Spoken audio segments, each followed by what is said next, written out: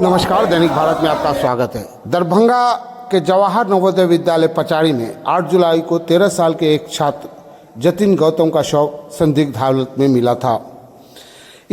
काफ़ी दिन गुजर जाने के बाद भी इस पे कोई कार्रवाई हुई नहीं दिखती है, जिससे लोगों में काफ़ी नाराज़गी है।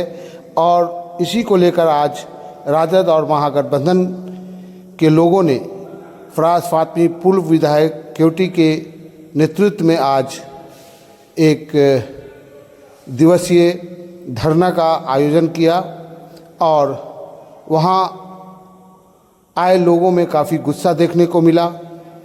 एसडीएम सदर विकास कुमार ने परिजनों और स्थानीय लोगों से कहा था और मुलाकात की थी और कहा था कि अभी आप लोग कोई अनशन नहीं करेंगे, निष्पक्ष जांच हो रही है। थानेदार की ओर से जो दर्ज मुकदमा हुआ है उसे 10 दिन में निरस्त कर दिया जाएगा। आश्वासन मिलने के बाद भी अब तक कोई ठोस कार्रवाई होते नहीं दिखती है, जिसको लेकर के आज महागठबंधन और राजद के लोगों ने जमकर विरोध जताया और जल्द से जल्द मुकदमा हटाने और परिजनों को परेशान करने से की जो बात थी उसको ख़त्म करने की बात कही है। आइए सुनते हैं इस मौके पर फराज फातमी ने क्या कुछ कहा है। धरना प्रदर्शन लगाया गया है। आज हमारे महागठबंधन की ओर से एक दिवसीय एक जन आक्रोश, एक कहिए कि एक आंदोलन के तहत हम लोगों ने एक आंदोलन निकाला है।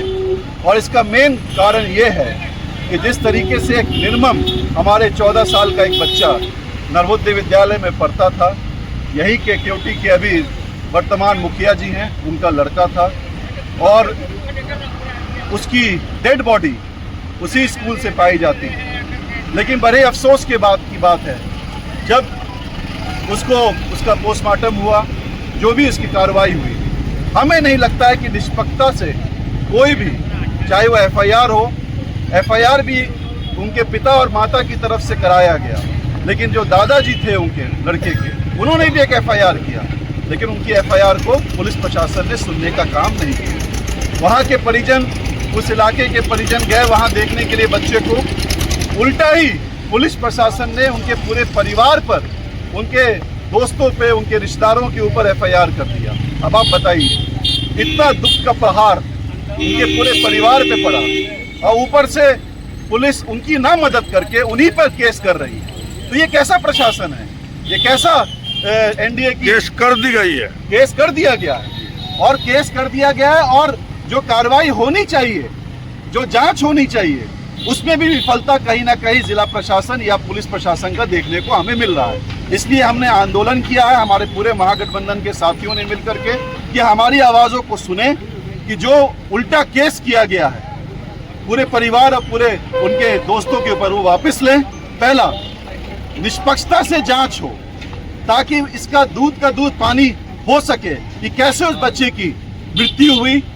इसके बारे में हम प्रशासन से भी डिमांड करते हैं और उम्मीद करते हैं कि हमारी आवाज़ को सुने। लेकिन हमें नहीं लगता है कि ये प्रशासन हो या सरकार हो, मुख्यमंत्री तो अचेत अवस्था में है, उन्हें तो सरकार का ही नहीं पता कि सरकार कैसे चल रही है, कौन चला रहा है। दिन ब दिन हत्याएं हो रही हैं, दिन ब दिन डकैती और रेप की घटनाएं हो रही हैं बिहार के अंदर। और इस मई जून में बड़े अफसोस के साथ कहना पड़ रहा है कि जिला प्रशासन के बहुत बड़े पदाधिकारी, उनका बयान आता है कल या परसों में, और वो कहते हैं कि मई जून में किसान अपनी खेती बाड़ी छोड़ देते हैं तो क्राइम बढ़ जाता है। अब बताइए, इतने बड़े पद पे रहा एक पदाधिकारी वो ये ऐसा भाषण, ऐसा स्टेटमेंट देता है, क्यों किसानों पे इल्जाम लगा रहा है, बिहार के किसानों पे, जो कम से कम किसान, जो गरीब किसान है, जो घर में अपने उपजाऊ करके जिंदगी बिताते हैं, कैसे जिंदगी काट रहे हैं, उसके ऊपर आप इल्जाम लगा रहे हैं। तो कहीं ना कहीं ये सरकार निकम्मी हो चुकी है।